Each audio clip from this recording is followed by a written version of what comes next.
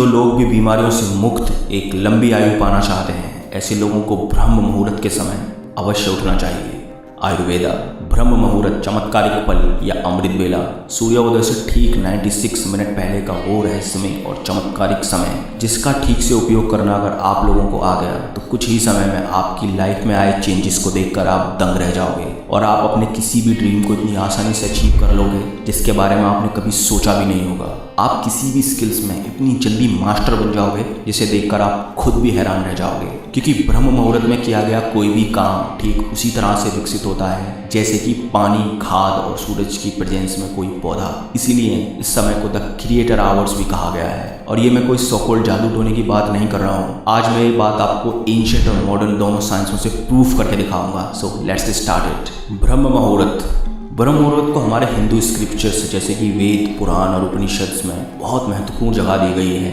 ये मैं आपको मनुस्मृति से दिखाता हूँ। ये देखिए,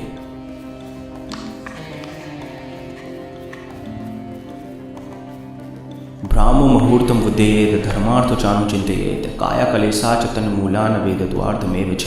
मतलब कि हमें ब्रह्म मुहूर्त के समय उठकर ध्यान यानी कि मेडिटेशन और वेदों का ज्ञान लेना चाहिए। अब आप सोचो कि इतना कठिन कहा जाने वाला वेदों का अध्ययन को महर्षि मनु ने ब्रह्म मुहूर्त के समय ग्रहण करने को कहा है, तो इसके पीछे एक बहुत बड़ा रीजन रहा होगा। और हाँ, सच में इसके पीछे एक बहुत बड़ा रीजन है। और न केवल हिंदू रिलीजन में बल्कि ऑलमोस्ट सारे रिलीजन्स में इस समय को prayers, religious study, meditation, thinking, planning और लर्निंग के लिए इंपॉर्टेंट बताया गया है। सो मैं आपको ये बताऊंगा कि इस समय के दौरान यूनिवर्स में ऐसा क्या होता है जो ब्रह्म मुहूर्त के समय को इतना पावरफुल बनाता है। फर्स्ट है लॉ ऑफ अट्रैक्शन, यानी कि जैसा भी आप सोचोगे वैसा ही यूनिवर्स आपको बदले में देगा। That is called law of attraction. अब आप ये सोच रहे होंगे कि सोचता तो मैं दिन भर हूँ, लेकिन इसका ब्रह्म मुहूर्त से क्या लेना देना? तो लेना देना है। फॉर एग्जाम्पल, आप कुछ देर के लिए ऐसा सोचो कि हमारे यूनिवर्स एक मोबाइल टावर है और हम सबके ब्रेन मोबाइल फोन्स। अब दिन के समय जब सब लोग जगे हुए होते हैं, उस समय सब लोगों के ब्रेन यूनिवर्स में कोई ना कोई सिग्नल भेजते रहते हैं। सिग्नल से मेरा मतलब है थॉट्स।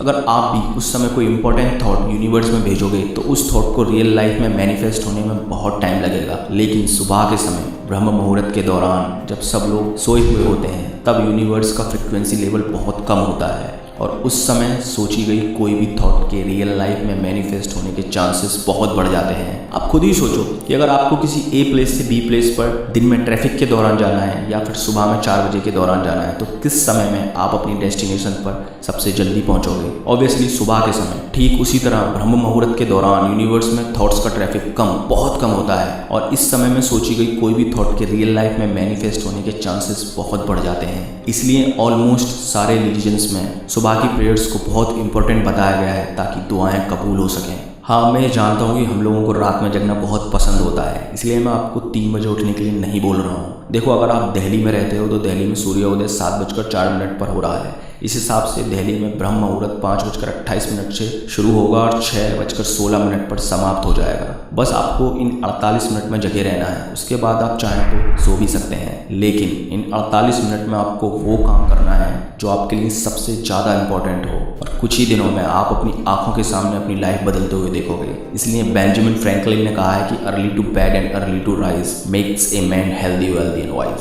सेकंड है कॉस्मिक एनर्जी यानी कि विश्व शक्ति। क्या आप जानते हैं कि हिंदू स्क्रिप्चर्स के अनुसार हमारी रातें 4 कालों में डिवाइडेड होती हैं। मान लो अगर सूरज 6 बजे अस्त होता है तो 6 से 9 बजे तक रुद्र काल। इस समय के दौरान हमें कभी भी सोना नहीं चाहिए। 9 से 12 राक्षस काल। इस समय के दौरान हमें कभी भी जगे हुए नहीं रहना चाहिए। 12 से 3 गंधर्व काल, जब हमारी नींद सबसे ज़्यादा गहरी होती है। और 3 से 6 मनोहर काल, जिस समय के दौरान हमें हर हालत में बिस्तर छोड़ देना चाहिए, क्योंकि मनोहर काल के दौरान हमारे इस यूनिवर्स में कॉस्मिक एनर्जी यानी कि विश्व शक्ति का संचार सबसे ज़्यादा होता है। विश्व शक्ति यानी कि ब्रह्मांडिक ऊर्जा। हमारे इस यूनिवर्स को सुचारू रूप से चलाने का काम इसी कॉस्मिक एनर्जी का होता है। जब हम सोते हैं उस दौरान हमारे शरीर में बहुत ही कम मात्रा में कॉस्मिक एनर्जी का प्रवेश होता है ताकि अगले दिन हम फ्रेश उठकर अपने दिन भर के काम कर सकें। लेकिन मेडिटेशन के दौरान हमारा ये ब्रह्मांड हमें बहुत अधिक मात्रा में कॉस्मिक एनर्जी देता है। अब आप खुद सोचो कि मनोहर काल के दौरान तो पहले से ही हमारे यूनिवर्स में इतनी ज़्यादा कॉस्मिक एनर्जी प्रेजेंट होती है और उस दौरान किया गया मेडिटेशन इतना पावरफुल होता है कि आपको कुछ दिनों के अंदर ही स्पिरिचुअल एक्सपीरियंसेस शुरू होने लगेंगे। आपकी विश्व शक्ति का लेवल इतना बढ़ जाएगा कि आप अपनी कॉन्शियसनेस, इंटेलिजेंट और कॉन्सेंट्रेशन में इसका असर देखने लगेंगे। आपने सबकॉन्शियस माइंड की पावर्स के बारे में तो पढ़ा या सुना जरूर होगा। यही विश्व शक्ति हमारे सबकॉन्शियस माइंड को इतना पावरफुल बनाती है और इसलिए ज़्यादा से ज़्यादा कॉस्मिक एनर्जी पाने के लिए साधु, योगी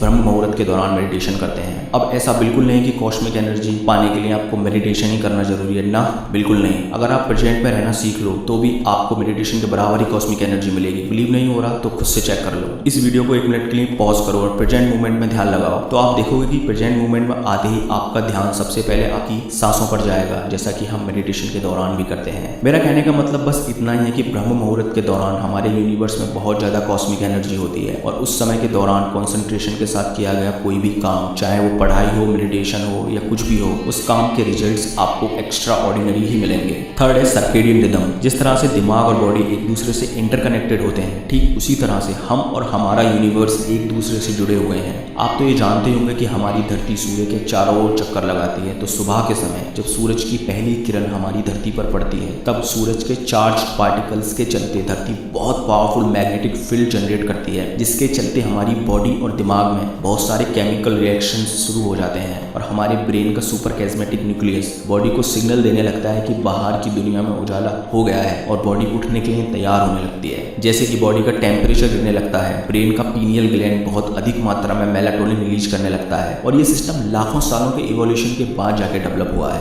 अब आप ये दोनों डायग्राम्स को देखिए। पहला है सर्केडियन रिदम और दूसरा है आयुर्वेदिक डोसाज टाइमिंग्स। सुबह के 4 बजे हमारी बॉडी का टेम्परेचर सबसे कम और ब्रेन में मेलाटोनिन का लेवल सबसे ज्यादा होता है और लगभग सुबह में 7:30 के आसपास हमारा ब्रेन मेलाटोनिन बनाना पूरी तरह से बंद कर देता है। अब आप सोच रहे होंगे कि क्या मेलाटोनिन बोल रहा है, ये तो पता भाई इससे होता क्या है। तो सुनो, सुबह के समय ब्रेन में मेलाटोनिन का लेवल ज्यादा होने की वजह से दिमाग बहुत शांत और स्टेबल होता है, जिसके चलते हमारे ब्रेन की कंसंट्रेशन और फोकस करने की एबिलिटी बहुत ज्यादा बढ़ जाती है। और वहीं अगर आयुर्वेद की बात करें तो हमारा शरीर इन 5 एलिमेंट्स से मिलकर बना हुआ होता है, अर्थ, वाटर, फायर, एयर और ईथर, या जिसे स्पेस भी कहते हैं। और इन्हीं 5 एलिमेंट्स से मिलकर हमारे शरीर की 3 मुख्य एनर्जी का निर्माण होता है, वाता यानी कि एयर एंड स्पेस, पिता यानी कि फायर, कपा यानी कि अर्थ एंड वाटर। आयुर्वेद के अनुसार सुबह 2 से 6 और शाम को 2 से 6 के बीच हमारी बॉडी में वाता एनर्जी डोमिनेंट होती है और इस समय हमारे दिमाग की क्रिएटिविटी, कंसंट्रेशन और फोकस करने की एबिलिटी बहुत ज़्यादा होती है। इसलिए हमें इस समय में ज़्यादा से ज़्यादा मेंटल वर्क करने चाहिए ताकि हमारी प्रकृति भी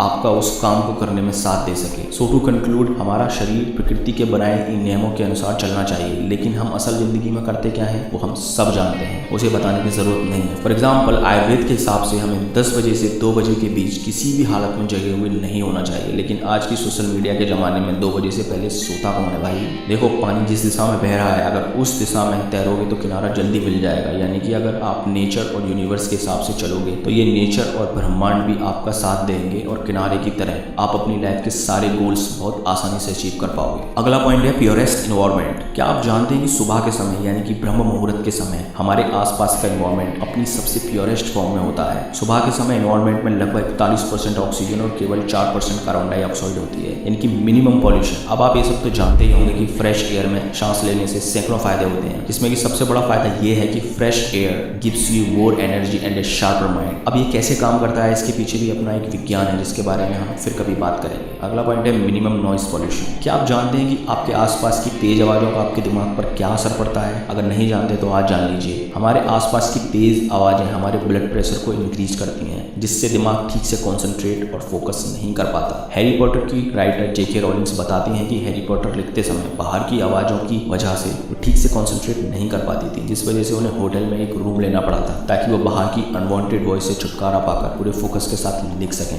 देखो, जब बात फोकस और कॉन्सेंट्रेशन की आती है तब छोटी छोटी चीज़ें मायने रखती हैं। सो इसलिए सुबह के समय या ब्रह्म मुहूर्त के दौरान जब इन्वायरमेंट बहुत शांत होता है, तब अगर आप कोई भी काम करेंगे तब आप बहुत कम समय में ज़्यादा अचीव कर पाएंगे। नेक्स्ट है एनर्जी सेविंग। महर्षि पतंजलि के अष्टांग योगा सूत्र यम, नियम, आसन, प्राणायाम, प्रत्याहार, धरना, ध्यान और समाधि में 5वां अंग है प्रत्याहार। इसका मतलब होता है कि हमारे 5 सेंसेस के थ्रू जो एनर्जी वेस्ट होती है उसे बचाना, जिसमें एक योगी मेडिटेशन के दौरान अपने सारे सेंसेस को बंद कर लेता है ताकि वो अपने अंदर की सारी एनर्जी मेडिटेशन पर लगा सके। अब योगी के पास ये एबिलिटी होती है, वो अपनी इच्छा अनुसार अपने सेंसेस को बंद कर सकते हैं, लेकिन आप लोगों के पास तो ये एबिलिटी है नहीं। तो आप लोगों को अपने ब्रेन की एनर्जी का सदुपयोग करने के लिए सुबह के समय जब एनवायरनमेंट शांत हो उस समय उठकर कोई काम करना चाहिए। देखो, होता क्या है कि जब हमारे आसपास नॉइसेज होती हैं तब हमारे दिमाग की एनर्जी का एक बहुत बड़ा हिस्सा उन नॉइसेज को समझने में लगा रहता है, चाहे फिर वो वॉइस अनइम्पोर्टेंट ही क्यों ना हो। इसलिए अगर आप सुबह के समय उठोगे, शांत वातावरण के कारण आपका चेतन मन यानी कि कॉन्शियस माइंड जिससे हम सोचते हैं वो बहुत शांत रहेगा, जिसके चलते उठने के 20 मिनट बाद तक आप जो भी करोगे वो डायरेक्टली आपके सबकॉन्शियस माइंड में जाके बैठेगा। और अगर एक बार आपने अपने सबकॉन्शियस माइंड में कुछ बैठा दिया तो दुनिया में ऐसी कोई भी ताकत नहीं है जो उस बात को सच होने से रोक सके। तो आज से ही अपने आप से एक वादा करो कि मैं रोज सुबह 4 बजे उठूंगा, चाहे ये दुनिया फिर इधर की उधर ही क्यों ना हो जाए। और ऐसा आपको कुछ दिनों तक ही करना है। कुछ ही दिनों में आपका एनर्जी लेवल, कॉन्सेंट्रेशन इतना बढ़ जाएगा, आप दिन भर इतने फ्रेश और खुश रहने लगोगे कि फिर आपका कभी भी लेट तक सोने का मन ही नहीं करेगा। सो दैट्स ऑल दोस्तों, अगर वीडियो अच्छी लगी हो तो लाइक करें, शेयर करें ताकि और लोगों तक भी इन्फॉर्मेशन पहुंच सके, और इस चैनल को सब्सक्राइब करके चैनल के विकास में अपना योगदान दें। धन्यवाद।